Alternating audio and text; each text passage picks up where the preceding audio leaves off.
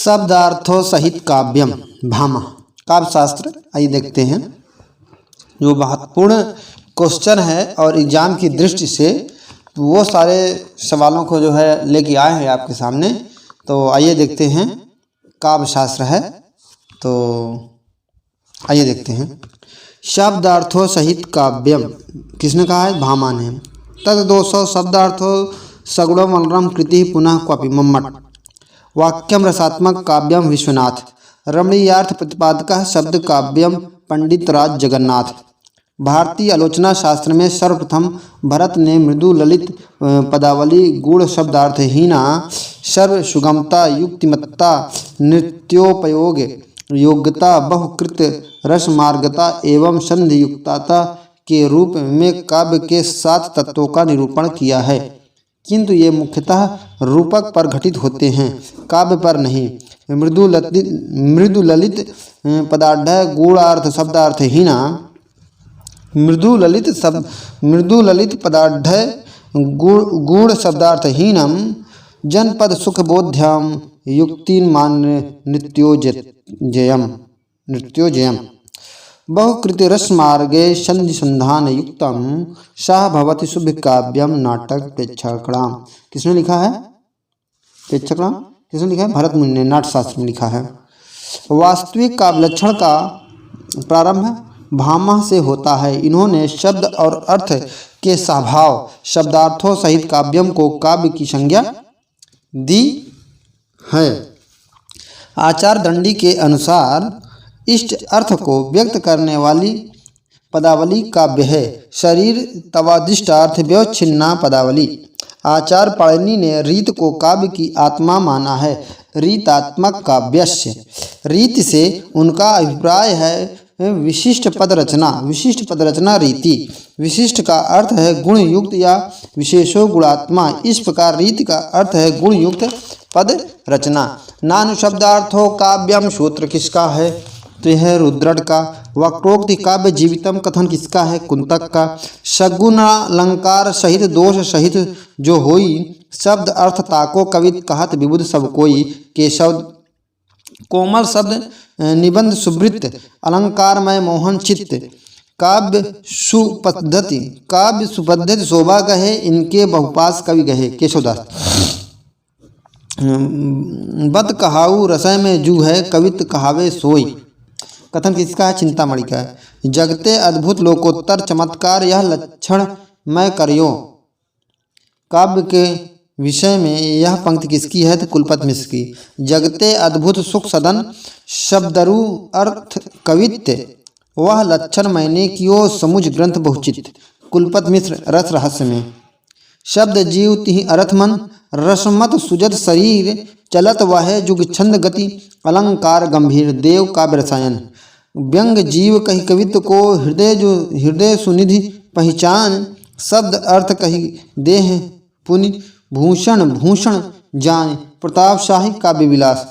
शब्द अर्थ संगम सहित भरे चमत्कृत भाय और जग अद्भुत ही सुखदा काव्य मनाए ग्वाल रसिकानंद। अंतःकरण के वृत्तियों के चित्र का नाम कवित्व है। कथन किसका है? आचार्य महावीर प्रसाद द्विवेदी। अव्यक्त की अभिव्यक्ति जगत है तथा कविता अव्यक्त की अभिव्यक्ति हुई है। कथन किसका है? आचार्य शुक्ल का। सत्वोद्रेक या हृदय की मुक्तावस्था के लिए किया हुआ शब्द विधान काव्य कथन किसका है? आचार्य शुक्ल का। जिस प्रकार आत्मा की मुक्तावस्था ज्ञान दशा कहलाती है, उसी प्रकार हृदय की मुक्तावस्था रस दशा कहलाती है। हृदय की इसी मुक्त की साधना के लिए मनुष्य की वाणी जो शब्द विधान करती आई है उसे कविता कहते हैं। आचार्य शुक्ल। जगत का नाना वस्तुओं व्यापारों का एक रूप रखना कि हमारे भावचक्र के भीतर आ जाए, यही काव्य का लक्ष्य होता है। कथन है आचार्य रामचंद्र शुक्ल का। काव्य संसार के प्रति कवि की भाव प्रधान किंतु क्षुद्र वैयक्तिक संघर्षों से युक्त मानसिक प्रतिक्रियाओं की कल्पना के ढांचे में ढली हुई श्रेय के प्रेम रूप प्रभावों उत्पादक अभिव्यक्ति है। कथन किसका है? बाबू गुलाब राय का। काव्य जीवन प्रकृति का अंतर्दर्शन है, उसकी अनुभूति है। यह अनुभूति कोई भावुकता जन स्फूर्ति नहीं, न कोई आध्यात्मिक कल्पना है, बल्कि अखंड मानव जीव के व्यक्तित्व की अनुभूति है। कथन है डॉक्टर लक्ष्मी नारायण सुधांशु। काव्य के प्रकृत मानव अनुभूति का नैसर्गिक कल्पना के सहारे ऐसा सौंदर्यमय चित्रण है जो मनुष्य मात्र में स्वभाव और भावोच्छ्वास और सौंदर्य संवेदन उत्पन्न करता है। कथन है आचार्य नंद दुलारे वाजपेयी। साहित्य से हमारा आशय उन विशिष्ट और प्रतिनिधि रचनाओं से है जो किसी युग के भावात्मक जीवन का प्रतिमान होती हैं, जो समाज और सामाजिक जीवन को भली भांति बुरी दशा में ले जाने की प्रबल सामर्थ्य रखती हैं। कथन है आचार्य नंद दुलारे वाजपेयी। साहित्य मनुष्य के अंतर का उच्छलित आनंद है जो उसके अंतर में अटाए नहीं अट सका था। साहित्य का मूल यही आनंद है, अतिरेक है। उच्छलित आनंद के अतिरेक से उद्भूत सृष्टि की ही सच्चा साहित्य है। हजारी प्रसाद द्विवेदी। साहित्य मनुष्य के अंतर का उच्छलित आनंद है जो उसके अंतर में अटाए नहीं अट सका। साहित्य का मूल यही आनंद था, अतिरेक है, यही आनंद का अतिरेक है। उच्छलित आनंद के अतिरेक से उद्भूत सृष्टि ही सच्चा साहित्य है। आचार्य हजारी प्रसाद द्विवेदी। मैं साहित्य को मनुष्य की दृष्टि से देखने का पक्षपाती हूँ। जो वाग्जाल मनुष्य को दुर्गतहीनता और पर मुखापेक्षता से बचा ना सके, जो उसकी आत्मा को तेजोदीप्त न बना सके, जो उसके हृदय को पर दुख कातर और संवेदनशील न बना सके, उसे साहित्य कहने में मुझे संकोच होता है। आचार्य हजारी प्रसाद द्विवेदी। अभिव्यक्ति ही वह मूल तत्व है जिसके कारण कोई व्यक्ति साहित्यकार और उसकी कृति साहित्य बन जाती है। डॉक्टर नगेंद्र। साहित्य जनता की वाणी है, उसके जाति चरित्र का दर्पण है, प्रगति पथ में बढ़ने के लिए उसका मनोबल है, उसकी सौंदर्य की चाह पूरी करने वाला साधन है। कथन है डॉक्टर रामविलास शर्मा। कविता सबसे पहले शब्द है और अंत में भी यही बात रह जाती है कि कविता शब्द है अज्ञेय। काव्य को संकल्पनात्मक अनुभूति है। वह संकल्पनात्मक अनुभूति है जिसका संबंध विश्लेषण, विकल्प या विज्ञान से नहीं है। वह एक श्रेयमयी प्रेम रचनात्मक धारा है। जयशंकर प्रसाद। साहित्य अपने व्यापक अर्थ में मानव जीवन की गंभीर व्याख्या है। पंत। कविता हमारे परिपूर्ण क्षणों की वाणी है। कविता सबसे बड़ा परिग्रह है क्योंकि वह विश्व मात्र के प्रति स्नेह की स्वीकृति है। वह जीवन के अनेक कष्टों का उपेक्षा योग बना देती है क्योंकि उसका सृजन स्वयं महती वेदना है। यह शुष्क सत्य को आनंद में संपादित कर देती है क्योंकि अनुभूति स्वयं मधुर है। महादेवी वर्मा। मुंह में बचे हुए चावल के स्वाद की कुछ अदृश्य कंकड़ियों के हस्तक्षेप से बचाने का नाम कविता है। केदारनाथ सिंह। कविता शब्दों की अदालत में अपराधियों के कटघरे में खड़े एक निर्दोष आदमी का हलफनामा है। धूमिल। कविता भाषा में आदमी होने की तमीज है। धूमिल। काव्य हेतु कितने माने गए हैं? तो 3। प्रतिभा, व्युत्पत्ति और अभ्यास। प्रतिभा कितने प्रकार की मानी गई है? तो 2। सहज और जन्मजात।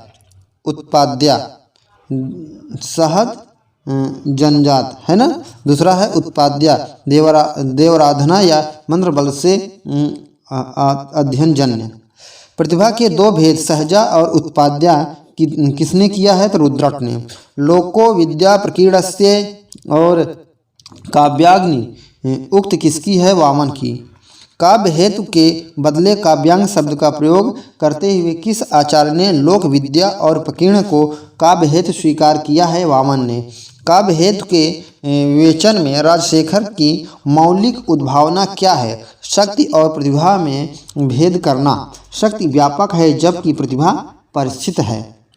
स्मृति, मति और प्रज्ञा बुद्धि के 3 प्रकार किसने माना है? तो राजशेखर ने। सहजा, आहार्य और औपदेशिक प्रतिभा के आधार पर कवियों की क्रमशः 3 कोटि सारस्वत, आभ्यासिक और औपदेशिक का निर्धारण किसने किया? राजशेखर ने। शक्ति, निपुणता, लोकशास्त्र, काव्याद्य वेक्षणात्, काव्यज्ञ, शिक्षाभ्यास इति हेतु स्तुत भववे। आचार्य मम्मट। प्रतिभा को काव्य निर्माण का एकमात्र हेतु मानने के कारण किस आचार को प्रतिभावादी कहा जाता है? पंडित राज जगन्नाथ। नेक्स्ट है, प्रतिभा को नवोन्मेषालिनी प्राज्ञा किस आचार्य ने कहा है? भट्टतौत ने। प्रतिभा को अपूर्व स्तुति निर्माण क्षमा प्रज्ञा किस आचार्य ने कहा है? अभिनवगुप्त ने। काव्य यशसे अर्धवृत्ते व्यवहार विदे शिवेतर क्षतये सद्या परिनिवृत्तये कांत समितयो पाशेद युजे मम्मठ। काव्य का अंतिम लक्ष्य जगत के मार्मिक पक्षों का प्रत्यक्षीकरण करके उनके साथ मनुष्य हृदय का सामंजस्य प्रतिष्ठापना है। कथन किसका है? आचार्य शुक्ल का। धर्म कामार्थ मोमेच्छो व चैत्रव्य कलाशुचा करोति कोटि प्रीतिचा साधु काव्यम निवेशनम भामह। काव्य सदिशा काव्य सदृष्टा दृष्टार्थ प्रीति कृति हेतुत्वात् किसने कहा है? वामन ने। प्रतिभा के दो भेद कार्यत्री और भावित्री किस आचार्य ने किए हैं? तो राजशेखर ने। भावित्री प्रतिभा किसमें होती है? तो सहृदय में। शब्दार्थ शरीरम ताव काव्यम किसका कथन है? आनंदवर्धन का। भारतीय काव्यशास्त्र में भावक से अभिप्राय है सहृदय या आलोचक से शरीर ताव दृष्टार्थ व्यवच्छिन्ना पदावली कथन किसका है? तो दांडी का। काव्य की अनेक कोटियाँ एवं भेदों का विवेचन करने वाले आचार्य हैं राजशेखर। शक्ति कवित्व बीज रूप संस्कार विशेष है। शक्ति या प्रतिभा काव्य का बीजभूत संस्कार है। कथन किसका है? मम्मट का। नैसर्गिक च प्रतिभा श्रुत च बहु निर्मलम और अमंदाश्च अभियोगोश्च करणम काव्यम संपदा किसने कहा है? दांडी ने। औचित्य विचार चर्चा एवं कवि कंठाभरण के रचयिता हैं क्षेमेंद्र।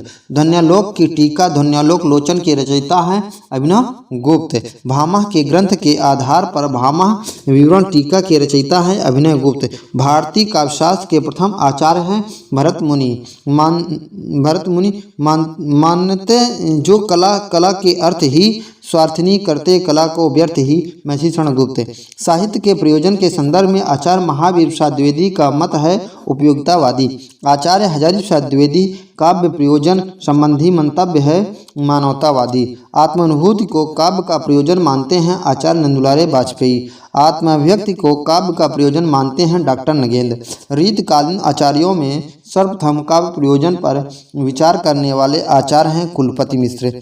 पंचदेव किस ग्रंथ को कहा जाता है? तो भरत मुनि के नाट्यशास्त्र को। रीत संप्रदाय। रीत संप्रदाय के प्रतिष्ठापक आचार्य हैं आचार्य वामन। रीतात्मक काव्य रीत काव्य की आत्मा है। कथन किस आचार्य का है? वामन का। नेक्स्ट है, विशिष्ट पदरचना रीति कथन किसका है? तो वामन का है। भरत ने नाट्यशास्त्र में रीत के लिए पवित्र शब्द का उल्लेख किया है। उन्होंने भारतवर्ष में प्रचलित 4 प्रवृत्तियों अवंती, दक्षिणात्या और पंचाली एवं और मगधी का वर्णन किया है, जो क्रमशः परिचय दक्षिण मध्य तथा जो क्रमशः पश्चिम दक्षिण मध्य तथा उड़ीसा मगध में प्रचलित है। नेक्स्ट है, बाणभट्ट ने अपने समय में प्रचलित 4 दिशाओं की 4 शैलियों का उल्लेख किया है। उनके अनुसार उदीच्य उत्तर भारत निवासी श्लेष को प्रतीच्य लोग, आर्यमात्र तथा अर्थगौरव को दक्षिणात्य, उत्प्रेक्षा को एवं गौड़ या पूर्वी भारत के लोग अक्षय डंबर को अधिक महत्व देते हैं। उन्होंने इन 4 शैलियों के एकत्र उपयोग की काव्य के लिए श्रेष्ठ माना है। वचन विन्यास क्रमों रीति उक्ति किसकी है? तो राजशेखर की है। भामह ने काव्यालंकार में 2 प्रमुख भागों वैदर्भी एवं गौड़ी का उल्लेख किया है। उन्होंने दोनों का वर्णन रीति के अर्थ में न कर काव्य भेदों के अंतर्गत किया है। उन्होंने वैदर्भ और गौड़ के पार्थक्य को आवश्यक माना है। पार्थक्य को भामा ने काव्यालंकार के 2 प्रमुख वर्गों वैदर्भी और गौड़ी का उल्लेख किया है। उन्होंने दोनों का वर्णन रीत के अर्थ में न कर काव्य भेद के अंतर्गत किया है। उन्होंने वैदर्भ और गौड़ के पार्थक्य को अनावश्यक माना है। सर्वप्रथम किस आचार्य ने रीति में व्यक्तित्व की सत्ता स्थापित करते हुए प्रत्येक कवि की अपनी अपनी विशिष्ट रीति होने का विचार किया है? तो दंडी ने। गुण और रीति में संबंध स्थापित कर गुण को रीति का नियामक सिद्ध करने वाले प्रथम आचार्य हैं दंडी।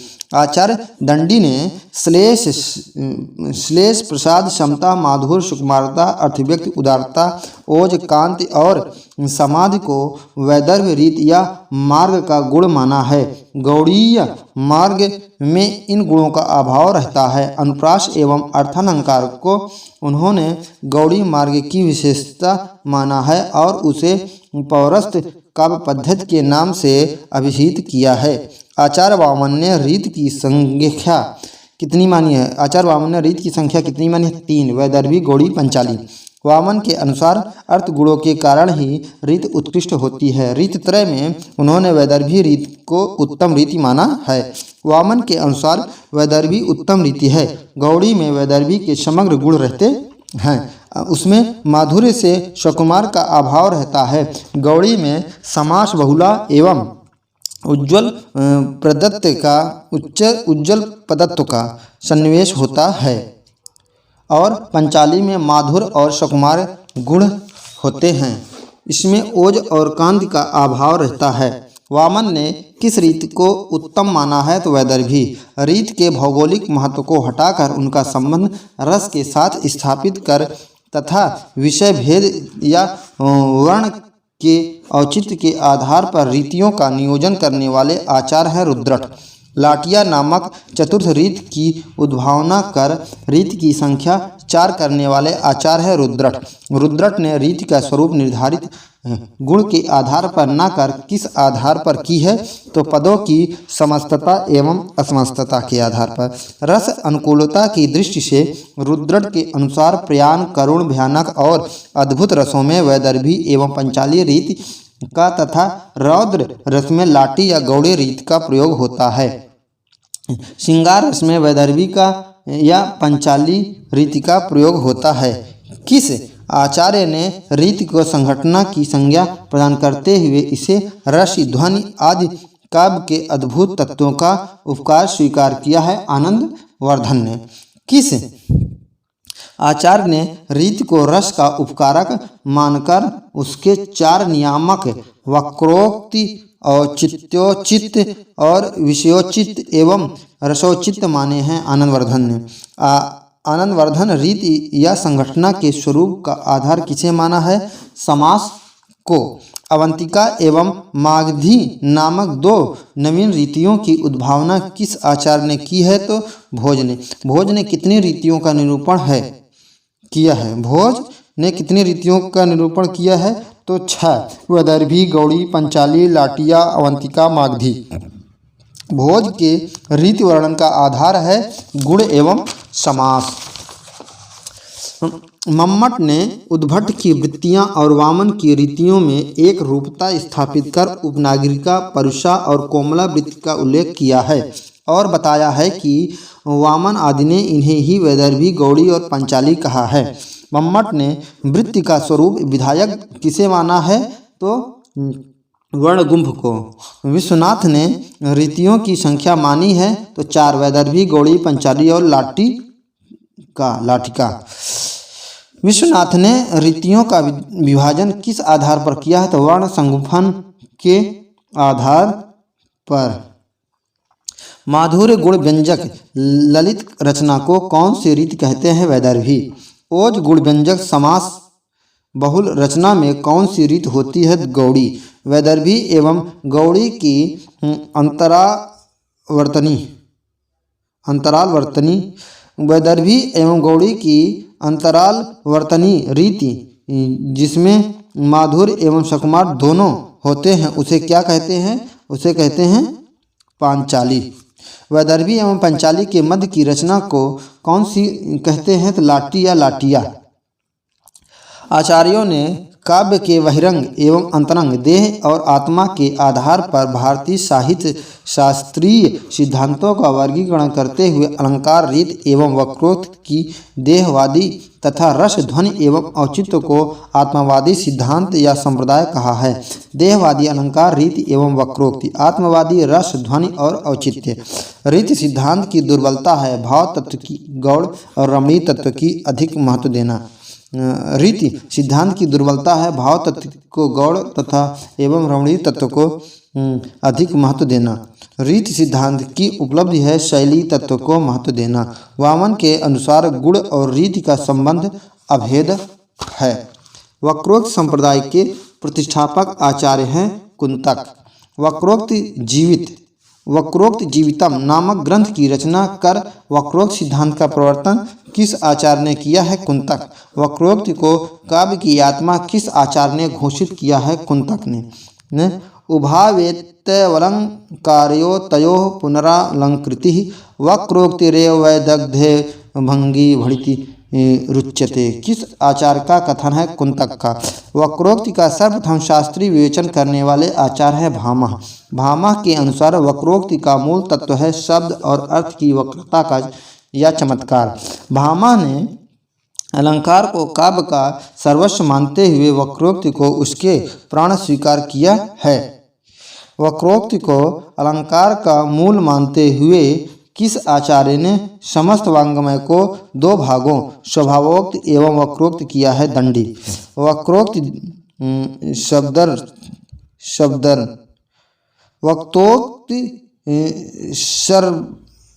वक्तोक्ति शब्दार्थ है उपमाये संकीर्ण पर्यतः अलंकार उच्यते।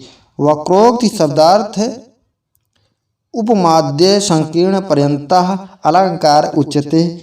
किस आचार्य का कथन है? तो दंडी का। वक्रोक्त और असंयोक्त को पर्याय मानने वाले आचार्य है भामह और दंडी।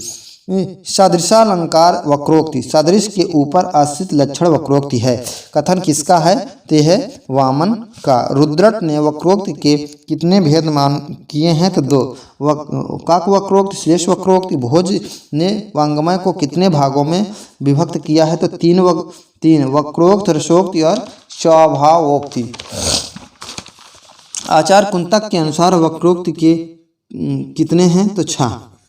आचार्य कुंतक के अनुसार वक्रोक्त कितने भेद हैं? 6। वर्ण विन्यास वक्रता, पद पूर्वार्ध वक्रता, पद परार्थ वक्रता, वाक्य वक्रता, प्रकरण वक्रता, प्रबंध वक्रता।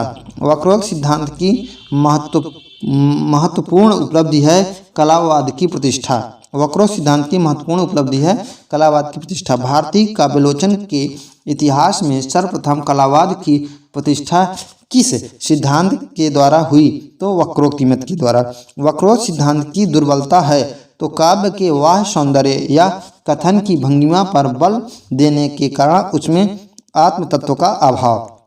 रस को वक्रोक्ति का अंग मानकर उसका महत्व कम कर देना। कवः कर्म काव्यम, कवि का कर्म ही काव्य है। कथन किसका है? कुंतक का।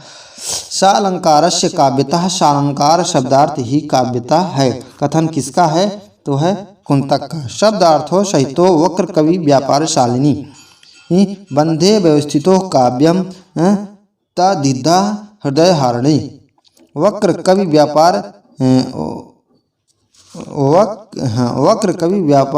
वाहने तदिधो। काव्य मर्मज्ञ के लिए आह्लाद बंध में व्यवस्थित शब्द और अर्थ काव्य है। और काव्य की यह परिभाषा किस आचार्य ने दी है? तो कुंतक ने दी है। नेक्स्ट है वक्रोक्ति प्रसिद्धाभिधान व्यतिरेकारणी विचित्राभिधा। वक्रोक्ति प्रसिद्ध कथन से भिन्न और व्यतिरिक्त विचित्र प्रकार की अभिधा है। कथन किसका है? कुंतक का है। औचित्य विचार चर्चा ग्रंथ किस आचार्य का है? तो क्षेमेंद्र का। काव्य में सर्वप्रथम औचित्य शब्द का प्रयोग कन्नौज नरेश यशोवर्मन ने अपने नाटक रामाभ्युदय में। काव्य शास्त्र ने सर्वप्रथम औचित्य शब्द का प्रयोग कन्नौज नरेश यशोवर्मन ने अपने नाटक रामाभ्युदय में किया था। यद्यपि यह नाटक उपलब्ध नहीं, पर भोज के श्रृंगार प्रकाश में इसका एक श्लोक उद्धत मिलता है। औचित्य को काव्यात्मभूत काव्य सिद्धांत के रूप में प्रतिष्ठित करने वाले आचार्य हैं हेमचंद्र। उचित प्राहुराचार्य शार्दिशं किल यस्य यत् उचितस्य चायो भावस्यतदौचित्यं प्रचक्षते। जो वस्तु जिसके साथ सादृश्य रखती हो वही उचित है, इसी उचित का जिसमें भाव हो वह है औचित्य। कथन किसका है? क्षेमेंद्र। औचितस्य चमत्कारे करणश्च चवनो रस जीवित भूतस्य विचार क्रियाते अधुना। औचित रस का जीवित या प्राण है और चमत्कारी है। कथन किसका है? क्षेमेंद्र का। क्षेमेंद्र के अनुसार औचित्य के प्रधान भेद कितने हैं? 27। पद, वाक्य, प्रबंधार्थ, गुण, अलंकार, रस, क्रिया, कारक, लिंग, वचन, विशेषण, उपसर्ग, निपात, काल, देश, कुल, व्रत, तत्व, सात्व, अभिप्राय, स्वभाव, सार संग्रह, प्रतिभा, अवस्था, विचार, नाम और आशीर्वाद। रस के साथ औचित्य का संबंध स्थापित करने वाले प्रथम आचार्य हैं आनंदवर्धन। क्षेमेंद्र ने रस का प्राण किसे माना है? औचित्य को। औचित्य सिद्धांत को स्वतंत्र काव्य सिद्धांत न मानकर इसे विभिन्न काव्य सिद्धांतों का समन्वय किस आलोचक ने कहा है? आचार्य नंद दुलारे वाजपेयी ने। नेक्स्ट है ध्वनि संप्रदाय के प्रवर्तक हैं तो आनंदवर्धन। ध्वन्यालोक ग्रंथ के रचयिता हैं आनंदवर्धन। वाच्यति पाणिनि त्यज्ञे ध्वनिस्ते काव्य भत्वमम। वाच्यार्थ के अधिक रमणीय या चमत्कार व्यंग्यार्थ को ध्वनि कहते। कथन किसका है? विश्वनाथ का।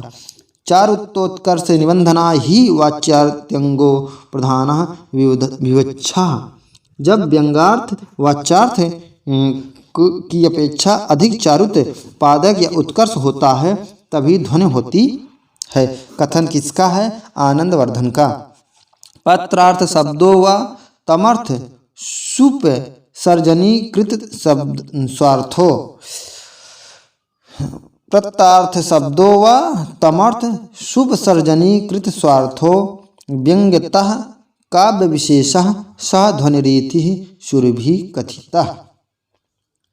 जब शब्द अपने अर्थ को या अर्थ स्वयं अपने को गुणीभूत या घोड़ करके विशेष अर्थ को व्यक्त करे तो उसे प्रतिमान अर्थ को विद्वान ध्वनि कहते हैं। कथन किसका है? आनंदवर्धन का। ध्वनि शब्द का प्राचीनतम प्रयोग किसे ग्रंथ में मिलता है? अथर्ववेद में। ध्वनि लोक की टीका ध्वन्यालोक लोचन किसने लिखा है? अभिनव गुप्त ने। अभिधा के अंतर्गत ही लक्षणा एवं व्यंजना को समाहित कर किस ध्वनि विरोधी आचार्य ने अपने को विचित्र अभिधावादी कहा है? तो कुंतक ने। ध्वनि सिद्धांत का प्रादुर्भाव व्याकरण के स्फोट सिद्धांत से हुआ। स्फोटवादियों ने शब्दों के अभ्यंतर रूप को स्फोट कहा है। जिससे अर्थ स्फुटित हो वही स्फोट है। ध्वनि विस्फोट का बाह्य रूप है। यह संयोग वियोगाभ्याम करणे रूप जन्यते सा स्फोट शब्दजः शब्दो ध्वनि ऋत्युच्यते बुद्धैः। किसने कहा है? ये भर्तृहरि ने। व्याकरणों के संयोग और वियोग से खुलने और बंद होने से जो स्फोट उपजनित होता है उसी शब्दज शब्द को विद्वानों ने ध्वनि कहा है। यह कथन किसका है? भर्तृहरि का। किस आचार्य के अनुसार जो ध्वनि में पदार्थ की प्रतीत कराती है उसे शब्द कहते हैं, अतः ध्वनि ही शब्द है। पतंजलि। प्रतीक पदार्थ को लोके ध्वनि शब्द इत्युच्यते। किसने कहा? पतंजलि ने। ध्वनि वाणी के 4 रूपों परा, पश्यन्ति, मध्यमा और वैखरी में से कौन सा रूप है? वैखरी। कौन सा रूप है? वैखरी। स्फोट वाणी के 4 रूपों परा, पश्यन्ति, मध्यमा, वैखरी में से कौन सा रूप है? तो मध्यमा। व्याकरण के वाक्य वाणी के कितने प्रकार माने जाते हैं? तो 4। परा, पश्यन्ति, मध्यमा और वैखरी। आनंदवर्धन का समय है 9वीं शती का मध्य। ध्वन्यालोक पर 2 प्राचीन टीकाएं लोचन अभिनवगुप्त रचित तथा चंद्रिका अज्ञात नाम व्यक्तिकृत है। आनंदवर्धन ने व्यंग्यार्थ के तारतम्य के आधार पर काव्य के कितने भेद किए हैं? 3। ध्वनि गुणी भूत व्यंग्य चित्र। आनंदवर्धन ने ध्वनि के कितने प्रकार किए हैं? तो 3। वस्तु ध्वनि, अलंकार ध्वनि, रस ध्वनि। आनंदवर्धन ने ध्वनि के कितने प्रकार? ध्वनि, अलंकार ध्वनि, ध्वनि आदि। आनंदवर्धन ने ध्वनि के 3 प्रकाश वस्तु ध्वनि, अलंकार ध्वनि, रस ध्वनि में से किसे काव्य के परम तत्व के रूप में मान्यता दी है? तो रस ध्वनि को। अभिनवगुप्त ने ध्वनि के कितने भेद किए हैं? तो है 34। किस आचार्य ने तात्पर्य शक्ति को ध्वनि से अभिन्न मानकर तात्पर्य के अंतर्गत ही ध्वनि का विवेचन करते हुए तात्पर्य के 3 भेद किए हैं? अवधीयमान, प्रतिमान, ध्वन रूप तात्पर्य किसने किया है? तो है भोज ने। नेक्स्ट है कि किस ध्वनिवादी आचार्य ने ध्वनि प्रस्थान परमाचार के रूप में प्रतिष्ठित किया जाता है? तो है मम्मट। किस ध्वनिवादी आचार्य को ध्वनि प्रस्थान परमाचार के रूप में प्रतिष्ठित किया जाता है? तो मम्मट को।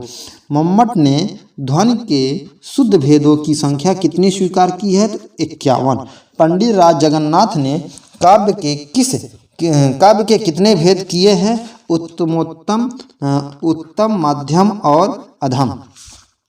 आचार्यों ने व्यंग्यार्थ की प्रधानता, गौड़ता और अभाव के कारण काव्य के कितने भेद किए हैं? 3। उत्तम, मध्यम, अधम।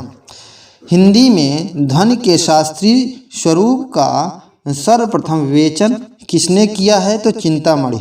आधुनिक काल के प्रारंभिक समय में सेठ कन्हैयालाल पोद्दार ने काव्य कल्पद्रुम नामक ग्रंथ की रचना की, जो आगे चलकर रसमंजरी और काव्यालंकार मंजरी के रूप में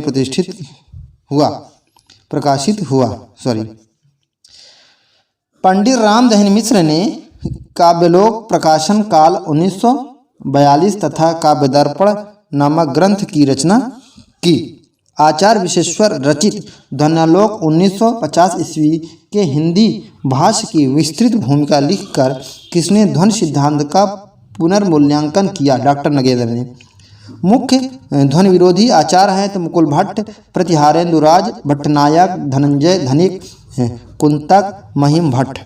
प्रमुख ध्वनिवादी आचार्य हैं मम्मट, अभिनवगुप्त, पंडित राज जगन्नाथ और अभिधा वृत्तिमात्रिका नामक ग्रंथ की रचना किसने की है? तो मुकुल भट्ट ने। किस ध्वनि विरोधी आचार्य ने ध्वनि का अंतर्भाव लक्षणा के अंतर्गत किया है? तो मुकुल भट्ट ने। उद्भट कृत काव्यालंकार सार संग्रह की टीका लघु वृत्त का प्रणयन किसने किया है? तो प्रतिहारेंद्रराज। हृदय दर्पण नामक ग्रंथ की रचना किसने की है? तो भट्टनायक। धनंजय रचित 10 रूपक की टीका अवलोक के रचयिता कौन है? तो धनिक। किस ध्वनि विरोधी आचार्य ने व्यंजना का अंतर्भाव अभिधा में किया है? तो कुंतक ने। व्यक्ति विवेक के रचयिता कौन है? महिम भट्ट। किस ध्वनि विरोधी आचार्य ने अनुमान या अनुमिति में ध्वनि के समस्त भेदों का अंतर्भाव सिद्ध करने का प्रयास किया है? महिम भट्ट ने। हिंदी वक्रोक्त जीवत की भूमिका किसने लिखी है? डॉक्टर नगेंद्र ने। अनुमानवादी आचार्य कौन है? महिम भट्ट। रुय्यक के अलंकार सर्वस्व की टीका विमर्शिनी टीका में जयरथ ने ध्वनि विरोधी कितने मतों का उल्लेख किया है? तो 12। आनंदवर्धन ने ध्वनि विरोधी 3 मतों का उल्लेख किया है: अभाववादी, व्यक्तिवादी एवं अलक्षणिकतावादी या अनिर्वचनीय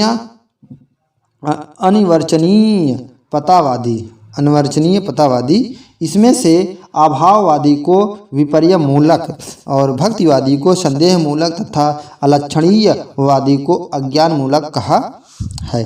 किस ध्वनि विरोधी मत में ध्वन्यमान अर्थ ध्वनि को लक्षणा या गौड़ी वृत्ति से प्रतीत होने वाला गौड़ या भक्त कहा गया है तो भक्तिवाद को। रस संप्रदाय। रस निरूपक के प्रथम व्याख्याता एवं रस निरूपक का प्रथम ग्रंथ किसे माना गया है? भरत मुनि को नाट्यशास्त्र। अभिनव गुप्त की अभिनव भारती और शरद तनय के भाव प्रकाशन में भरत पूर्व रस मीमांसा की दो परंपराएं उल्लिखित हैं, जिनमें प्रथम के पुरस्कर्ता दुर्गुण ब्रह्मा थे और दूसरे के वास्तविक। प्रथम मत 8 रसों की मान्यता देता था, तो द्वितीय के अनुसार शांत साहित्य जो रस मान्य थे आदि है न। वागांगे तत्वोपेताक्य व्यर्थ भावयंती थे भाव इति जो वाणी अंग। वागांगे सत्वोपेता का व्यर्थ भावयंती थी भावा इति जो वाणी अंग तथा सत्य से युक्त काव्यार्थों से भक्ति करे या आस्वाद के योग बनाए उन्हें भाव कहते हैं। उक्त किसकी है? तो यह है भरत मुनि की। भरत ने नाट्यशास्त्र में कितने रसों का वर्णन किया है? 8। श्रृंगार, हास्य, करुण, रौद्र, वीर, बीभत्स, भयानक, अद्भुत। भरत ने कितने संचारी भावों तथा सात्विक भावों का तथा स्थायी भावों का उल्लेख किया है? 8 स्थायी भाव, 8 सात्विक भाव, 33 संचारी भाव। भरत के नाट्यशास्त्र में मुख्य 4 हैं। भरत के नाट्यशास्त्र में मुख्य 4 रस हैं, श्रृंगार, रौद्र, वीर तथा बीभत्स, और इसमें क्रमशः 4 अन्य रसों हास्य, करुण, अद्भुत तथा भयानक को उत्पन्न माना गया है। भरत ने हास्य रस के कितने भेदों का उल्लेख किया है? तो है 8। स्मित, हसित, विहसत, उपहसत, अवहसत, अतिहसत, आत्मस्थ और परस्थ। वीर रस के 3 भेद दानवीर, धनवीर और युद्धवीर किस आचार्य ने किए हैं? भरत मुनि ने। भरत ने अपने रस विवेचन में किस रस को स्थान नहीं दिया है? तो शांत रस को। भरत मुनि के अनुसार नाटक या का मुख्य ध्येय है रस निष्पत्ति। किस अलंकारवादी आचार्य ने रस को अलंकार न मानकर अलंकार स्वीकार किया है तथा विभाव को ही रस माना है? भामा। वाक्यस्थ ग्राम्यता यो निर्मामूर्धे दासितो रसा उक्त किसकी है? उद्भट की। किस अलंकारवादी आचार्य ने रसवद प्रस्तुत किया है? उद्भट ने। किस आचार्य ने रीत को काव्य की आत्मा मानकर रस को गुण के अंतर्गत स्थान और कांति गुण का वर्णन करते हुए रस को युक्त माना है? तो वामन ने। दीप्त रसस्व कांति उक्त किसकी है? वामन ने। किस आचार्य ने शांत और प्रियान नामक 2 अन्य रसों का वर्णन कर उनकी संख्या 10 कर दी है? रुद्रट ने। किस आचार्य ने श्रृंगार के संयोग और विप्लव के अतिरिक्त 2 अन्य नवीन भेदों प्रच्छन्न तथा प्रकाश का उल्लेख किया है? रुद्रट ने। किस आचार्य ने विप्रलम्ब श्रृंगार के 4 भेदों प्रथमानुराग, भाव, प्रवास तथा करुण का विवेचन किया है? रुद्रट ने। आचार्य रुद्रट ने शांत रस का स्थायी भाव किसे माना है? सम्यक ज्ञान को। किस आचार्य ने श्रृंगार रस के अंतर्गत नायक नायिका भेद का निरूपण कर रस विवेचन के इतिहास में नवीन दिशा का निर्देश किया है? रुद्रट ने। किस आचार्य ने वृत्तियों को रसा वर्चानुसूचक कहा है? रुद्रभट्ट ने। रस को ध्वनि के साथ युक्त करने का श्रेय किसे है? आनंदवर्धन को। किस आचार्य ने काव्य की आत्मा ध्वनि स्वीकार कर ध्वनि का प्राण रस और रस ध्वनि को माना है? आनंदवर्धन ने। आनंदवर्धन ने किस रस को प्रमुखता दी है? श्रृंगार और शांत को। विद्वानों ने रस विवेचन का स्वर्णिम युग किस काल को कहा है? तो 850 ईस्वी से 1050 ईस्वी के आसपास। विभय वैरुनुभावश्च सात्विकैर्त्यभिचारिणीभिः। विभावैरुनुभावश्च सात्विकैर्त्यभिचारिभिः है ना। अनीयमानः स्वाद्यत्वे स्थायी भावो रसा स्मृता। किसने कहा है? धनंजय ने। विवाह अनुभव सात्विक तथा व्यभिचारी भावों द्वारा स्थायी भाव तथा आस्वाद के योग बने तो उसे रस कहते हैं। कथन किसका है? धनंजय का। काव्य और रस में अनभावक संबंध की स्थापना किसने की है? धनंजय और धनिक ने। किस आचार्य ने श्रृंगार के एकमात्र सार्वभौम रस के रूप में मान्यता प्रदान की है? भोज ने। किस आचार्य ने वाङ्मय को 3 भागों वक्रोक्ति, रसोक्ति तथा शोभोक्ति में विभक्त कर रसोक्ति को साहित्य का सर्वोत्कृष्ट रूप माना है? तो आचार्य भोज ने। किस आचार्य ने प्रेपर शांत और उदात्त प्रेपस किस आचार्य ने प्रेयस शांत उदात्त तथा उद्धत नामक 4 नवीन रसों की उद्भावना कर रसों की संख्या 12 कर दी है? भोज ने। भोज ने 12 रसों का विवेचन किया है जिसमें 4 नवीन है, प्रेयस, शांत, उदात्त तथा उद्धत। इनके स्थायी भाव क्रमशः स्नेह, धृति और तत्व भी नित्य वेशनी यति एवं गर्व है। उन्होंने शांत रस के पूर्व स्वीकृत स्थायी भाव सम को घृत का ही एक रूप माना है। नेक्स्ट है, भोज ने रस का मूल किसे माना है? तो माना है अहंकार को। किस आचार्य के अनुसार अहंकार की विभव तथा भावों के द्वारा आनंद के रूप में परिणत होकर रस तत्व ग्रहण करता है और वह अहंकार अन्य कुछ नहीं श्रृंगार ही है। भोज रस से ही भावों की उत्पत्ति होती है। इस मत की स्थापना किस आचार्य ने की है? तो भोज ने। किस आचार्य ने स्थायी तथा व्यभिचारी भावों के पारस्परिक भेद को अनन्य सिद्ध कर अमान्य किस आचार्य ने स्थायी भाव तथा व्यभिचारी भाव के परस्पर भेद को अमान्य सिद्ध कर यह घोषित किया कि सामान्यतः सभी भाव स्थायी तथा व्यभिचारी हो सकते हैं? आचार्य भोज ने। किस आचार्य ने रस को काव्य का सकल प्रयोजन और मूलभूत स्वीकार कर उसे ध्वनि के एक भेद असलक्ष्य कर्म व्यंग्य ध्वनि के अंतर्गत स्थान दिया है? तो मम्मट ने।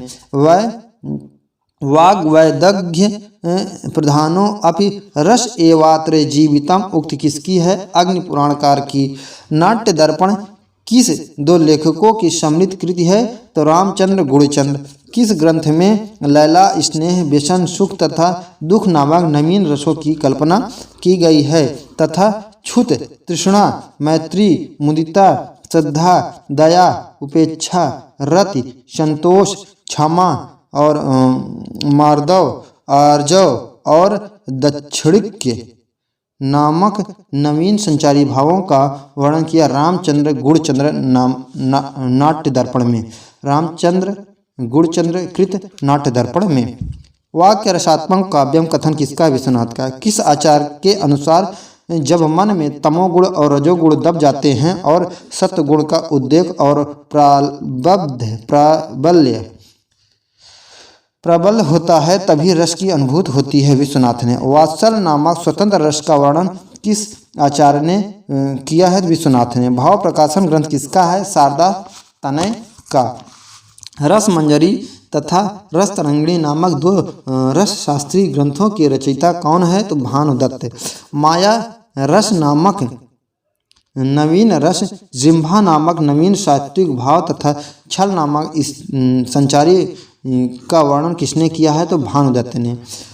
भक्ति रसामृत सिंधु तथा उज्जवल निर्मणि नामक ग्रंथ के रचयिता हैं रूप गोस्वामी। किस आचार्य ने एकमात्र मधुर या उज्जवल रस की रसनीयता सिद्ध कर भक्ति रस को सर्वोत्कृष्ट रस माना है? रूप गोस्वामी ने। किस आचार्य के अनुसार अंतःकरण के वृत्ति का आनंद मन है? किस आचार्य के अनुसार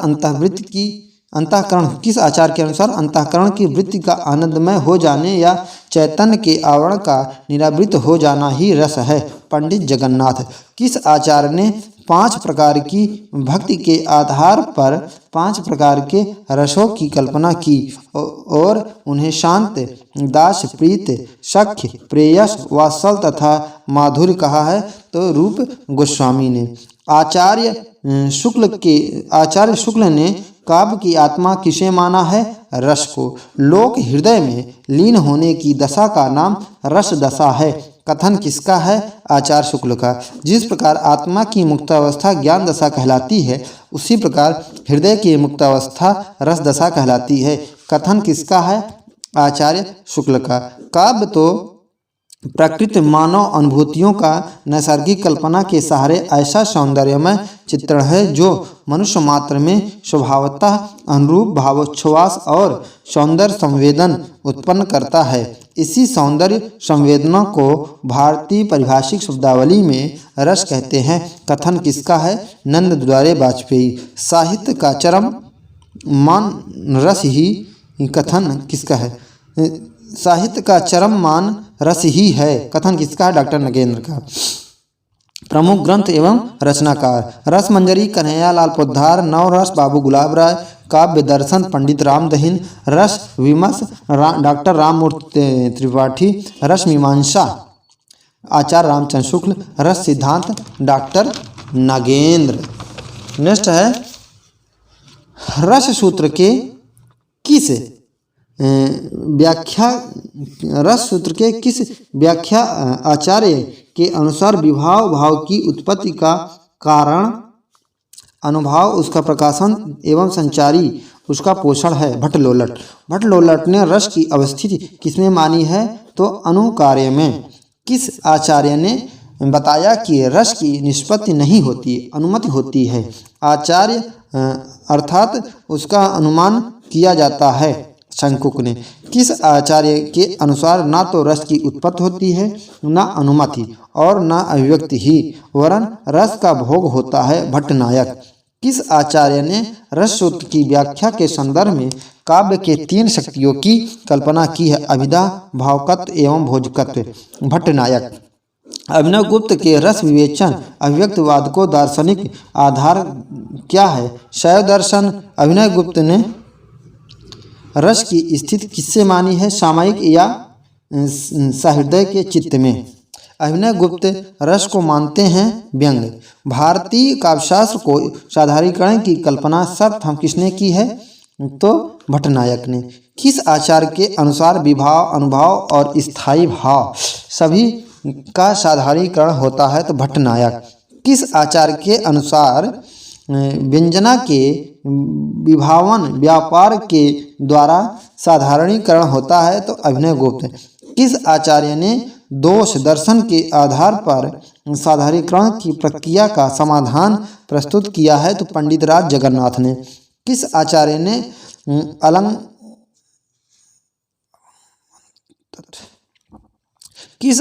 अलंकार तत्व धर्म का साधारणीकरण माना है? तो आचार्य रामचंद्र शुक्ल ने। किस आलोचक ने कवि तथा सहृदय के बीच भावना के तदात्म को ही साधारणीकरण माना है? नंद दुलारे वाजपेयी ने। हिंदी में आधुनिक काल में साधारणीकरण के संदर्भ में सर्वप्रथम चिंतन किस आलोचक ने किया है? तो आचार्य शुक्ल ने। नेक्स्ट है कि रीत काल की भूमिका तथा रस सिद्धांत नामक ग्रंथों के लेखक कौन है? डॉक्टर नगेंद्र। कवि वह होता है जो अपनी अनुभूति का साधारणीकरण कर सके। दूसरे शब्दों में जिसे लोक हृदय की पहचान हो, उक्त किसकी है? डॉक्टर नगेंद्र। किस आलोचक के अनुसार साधारणीकरण कवि की अनुभूति का होता है? डॉक्टर नगेंद्र। भारतीय काव्यशास्त्र में भावक से अभिप्राय है सहृदय या आलोचक से। कवि में प्रतिभा का कौन सा रूप रहता है? कार्यत्री प्रतिभा। सहृदय में प्रतिभा का कौन सा रूप रहता है? भावत्री प्रतिभा। किस आचार्य ने भावक सहृदय के 2 प्रकार आलोचकों अर्थात विवेकी एवं सतृणाभ्यावहारी अर्थात अविवेकी माना है? तो मंगल नामक आचार्य ने। मत्सर एवं तवगी मत्सरी एवं भिनिवेशी तत्वनिवेशी। मत्सरी एवं तत्भिनिवेशी नामक भावक सहृदय के दो अन्य भेदों का वर्णन किस आचार्य ने किया? राजशेखर ने। भावक सहृदय के कितने प्रकार माने गए हैं? तो है 4। अरोचकी अर्थात विवेकी, संतृणाभ्यावाहरी अर्थात अविवेकी, मत्सरी पक्षपातपूर्ण आलोचना करने वाला, मत्सरी पक्षपातपूर्ण आलोचना करने वाला, और तत्वभिनिवेशी आदि। रस के कितने अवयव होते हैं? 4। विभाव, अनुभाव, व्यवचारी भाव, संचारी भाव, स्थायी भाव।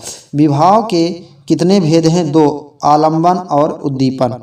आलंबन विभाव कितने भेद हैं? तो आलंबन और आश्रय। अनुभाव की संख्या कितनी है? 4। कायिक, मानसिक, आहार्य और सात्विक। सात्विक अनुभावों की संख्या 8 है। एक है, पहला है स्वेद, दूसरा कंपन, दूसरा रोमांच, तीसरा स्तव, स्वरभंग, अश्रु और विवरणता, निष्ठ है प्रलय। व्यवचारी भावों की संख्या कितनी है? 33। औचित्य रस सिद्धस्य स्थिरे काव्यस्य जीवितम उक्त किसकी है? क्षेमेंद्र की है। भरत मुनि ने अनुभव के कितने भेद माने? 3। वाचिक, आंगिक और सात्विक। भानुदत्त के अनुसार अनुभव कितने प्रकार के होते हैं? 4। कायिक, मानसिक, आहार्य और सात्विक। आचार्य शुक्ल ने विरोध और अविरोध के आधार पर संचारियों के कितने वर्ग किए हैं? तो 4। सुखात्मक, दुखात्मक, उभयात्मक और उदासीन। भरत मुनि ने रसों की संख्या मानी है 8। दांडी ने रसों की संख्या मानी है 8। शांत रस को रस विवेचन में सर्वप्रथम किसने स्थान दिया है? तो है उद्भट ने। प्रियान नामक नवीन रस की कल्पना सर्वप्रथम किसने की है? रुद्रट ने। प्रियान रस का स्थायी भाव किसे माना गया है? तो स्नेह को। शांत, उदात्त और उद्धत नामक नवीन रसों की कल्पना किसने की है? भोज ने। किस आचार्य ने शांत रस को मूल रस के रूप में प्रतिष्ठित किया है? तो अभिनव गुप्त ने। किस आचार्य ने अद्भुत रस को मूल रस और सर्वत्राप्यद्भुतो रसः माना है? विश्वनाथ। सर्वप्रथम विश्वनाथ के पितामह नारायण पंडित ने अद्भुत रस को मूल रस माना था। विश्वनाथ ने उन्हीं का मत उद्धृत किया है। किस आचार्य ने श्रृंगार, रौद्र, वीर और विभत्स को मौलिक रस कहा है और इन्हीं से हास्य, करुणा, अद्भुत एवं भयानक रस का विकास स्वीकार किया है? भरत मुनि ने। श्रृंगार रस को मूल रस किस आचार्य ने माना है? तो भोज ने। भक्ति रस को मूल रस किसने माना है? तो मधुसूदन सरस्वती एवं रूप गोस्वामी ने। भगवत भक्ति रसायन नामक ग्रंथ के रचयिता कौन है? मधुसूदन सरस्वती। रस सिद्धांत के प्रतिष्ठापक आचार्य कौन थे? भरत मुनि। किस आचार्य ने रस को काव्य की आत्मा घोषित किया है? विश्वनाथ ने। वाक्य रसात्मक काव्य उक्त किसकी है? विश्वनाथ की है। किस आचार्य के अनुसार जब मन में तमोगुण और रजोगुण दब जाते हैं और तत्वगुण का उद्रेक और प्रबल्य होता है तभी रस की अनुभूति होती है? विश्वनाथ। किस आचार्य ने रस का मूल चमत्कार को मानकर अद्भुत रस का प्रधान माना है? विश्वनाथ को। वात्सल्य नामक स्वतंत्र रस का वर्णन किस आचार्य ने किया है? विश्वनाथ। भाव प्रकाशन ग्रंथ किसका है? शरद तनय का। रस मंजरी तथा रस तरंगिणी नामक 2 रस शास्त्री ग्रंथों के रचयिता कौन है? भानुदत्त। माया रस नामक एक नवीन रस, जिह्वा नामक नवीन सात्विक भाव एवं छल नामक नवीन संचारी का वर्णन किसने किया है? भानुदत्त। रस विवेचन के संदर्भ में किस विद्वान ने निष्पत्ति का अर्थ उपचित किया है? तो भट्टलोलट ने। निष्पत्ति का अर्थ अभिव्यक्ति किसने किया है? तो है अभिनव गुप्त ने। रस विवेचन में चित्त तुरंग न्याय की कल्पना किसने की है? शंकुक ने। साधारणीकरण की प्रक्रिया में मधुमती की भूमिका की चर्चा किसने की थी? केशव प्रसाद मिश्र ने। रस का विरोध किस विद्वान ने किया है? तो भामह ने। शंकुक के अनुसार भरत मुनि के रस सूत्र में आए संयोग शब्द का अर्थ है अनुमान। नेक्स्ट है रस सिद्धांत के संबंध में तन्मयवाद के प्रतिष्ठापक हैं अभिनव भारत। जब अनुचित और असंगत रूप से रस का प्रयोग किया जाता है, जैसे नायक नायिका के एक पक्षी प्रेम दिखाना, तो उसे कहते हैं रसाभास।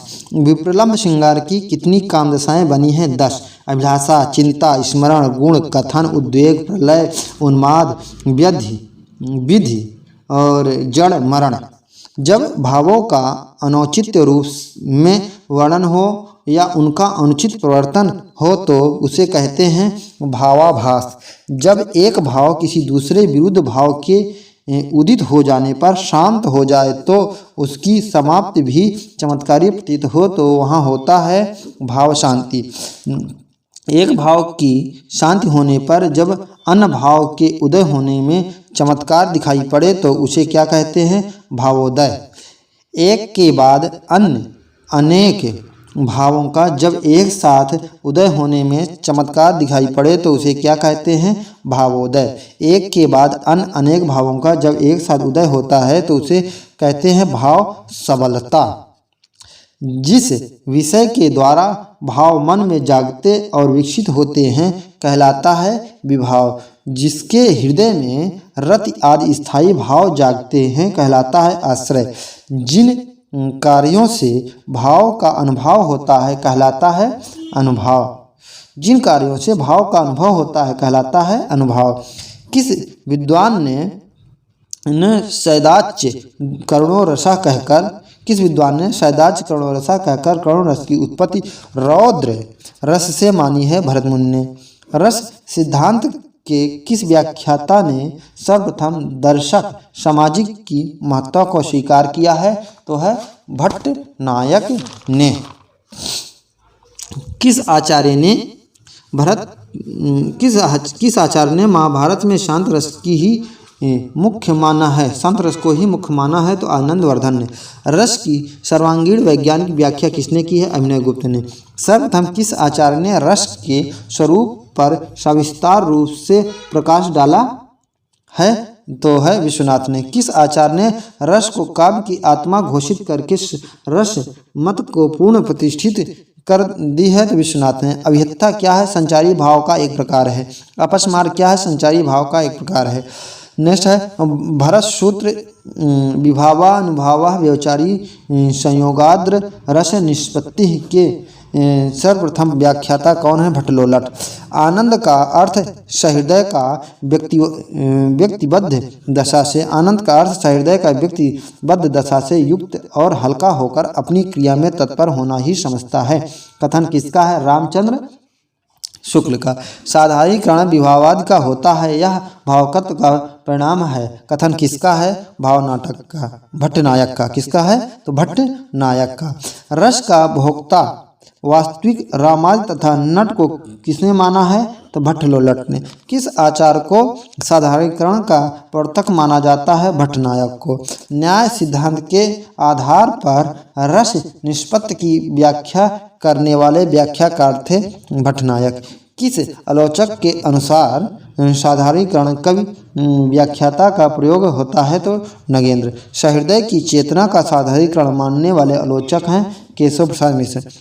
किस आलोचक ने भावक या पाठक का साधारणीकरण माना है? श्याम सुंदर दास। रस निष्पत्ति में ब्रह्म सहोदर की व्याख्या किसने की है?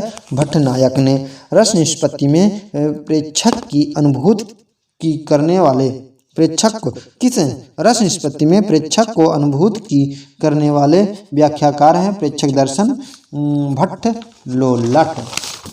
नेक्स्ट है कि अभिधा भावकत्व और भोग काव्य के तीन व्यापार। अभिधा भावकत्व और भोग काव्य के तीन व्यापार किस आचार्य ने माने हैं? भट्टनायक ने। अभिधा भावकत्व और भोग काव्य के तीन व्यापार किस आचार्य ने माने हैं? भट्टनायक ने। रस निष्पत्ति के किस व्याख्याता के अनुसार स्थायी भाव सहृदय या सामाजिक के हृदय में वासना रूप से संस्कार के रूप में पहले से ही अव्यक्त रूप में विद्यमान रहते हैं? अभिनव गुप्त ने। रस निष्पत्ति के अंतर्गत मूल पात्रों में रस की स्थिति को किसने माना है? तो भट्टलोलट ने। भाव संधि, भाव सबलता तथा भाव शांति किस भाव की प्रमुख स्थितियां हैं? संचारी भाव की। अलंकार संप्रदाय, अलंकार संप्रदाय के प्रतिष्ठापक आचार्य हैं भामा। भरत मुनि ने कितने अलंकारों का उल्लेख किया है? 4। उपमा, रूपक, दीपक, यमक। भरत मुनि ने उपमा के कितने भेद हैं? 5। प्रशंसा, निंदा और कल्पिता, सहदृशी और किंचिदृशी। नेक्स्ट है, भरत मुनि ने यमक के कितने भेद माने हैं? 10। पदांत यमक, कांची पदांत यमक और कांची यमक, अमेदित यमक और चतुर्थ्यसित यमक। कितने माने? 10। चतुर्थीस यमक। किस आचार्य ने काव्य शोभाकरान धर्मान प्रच्छते कहकर काव्य के शोभाकारक धर्म को अलंकार कहा है? तो अलंकारान दांडी। किसने कहा है? अलंकारान दांडी। काव्यालंकार नामक ग्रंथ का प्रणयन किसने किया है? तो भामा ने। भामा ने कितने अलंकारों का वर्णन किया है? तो 38। 2 शब्दालंकार, अनुप्रास, यमक। 36 अर्थालंकार। सारंग मतलब होता है विष्णु का धनुष होता है। आइए देखते हैं कि भामा ने अलंकार का मूल किसे माना है? वक्रोक्ति को। आचार्य दंडी ने कितने अलंकारों का वर्णन किया है? 39। 4 शब्दालंकार, अनुप्रास, यमक, चित्र पहेलिका। 35 अर्थालंकार। पुनरुक्त वादभाष्य, छेकानुप्रास, लाटानुप्रास, काव्य हेतु, काव्य दृष्टांत और शंकर नामक नवीन अलंकारों की उद्भावना किस आचार्य ने की है? तो उद्भट ने। अलंकारों का सर्वप्रथम 6 वर्गों में वर्गीकरण किस आचार्य ने किया है? उद्भट ने। आचार्य उद्भट ने कितने अलंकारों का वर्णन किया है? 41। वामन ने कितने अलंकारों का विवेचन किया है? 32। व्याजोक्ति नामक नवीन अलंकार की उद्भावना किसने की है? वामन। किस आचार्य ने गुणों को काव्य का नित्य धर्म और अलंकार को अनित्य धर्म माना है? तो वामन। वक्रोक्ति को अर्थालंकार में परिगणित कर किस आचार्य ने उसे सादृश्य में उत्पन्न होने वाली लक्षण के रूप में परिभाषित किया है? तो है वामन ने। सदृश्यालक्षणा वक्रोक्त उक्त किसकी है? तो वामन की है। किस आचार्य ने अर्थालंकारों के 4 वर्ग वास्तव और औपम्य, अतिशय और श्लेष किए हैं? रुद्रट ने। किस आचार्य ने रसवत आदि अलंकारों को अमान्य ठहराकर भामा के समय से रस और भावों को अलंकार के भीतर स्थान देने की त्रुटिपूर्ण परंपरा का परिशोधन किया है? तो है रुद्रट ने। कुंतक ने कितने अलंकारों का वर्णन किया है? वो है 20। किस आचार्यों ने अलंकारों के 3 वर्ग किए हैं? वाह्य, अभ्यंतर और उभय, और इन्हें क्रमशः शब्दालंकार, अर्थालंकार तथा मिश्र या उभय अलंकार कहा तथा प्रत्येक के 24 भेदों का निरूपण कर 72 अलंकारों का वर्णन किया है। किसने किया? भोज ने। किस आचार्य ने शब्दालंकार की उद्भावना कर प्रबंध या नाटक को भी अलंकारों में परिणित किया है? तो भोज ने। उपमा, रूपक, उत्प्रेक्षा आदि को उभयालंकार की कोट में किस आचार्य ने रखा है? तो है भोज ने। किस आचार्य ने रखा है? भोज ने।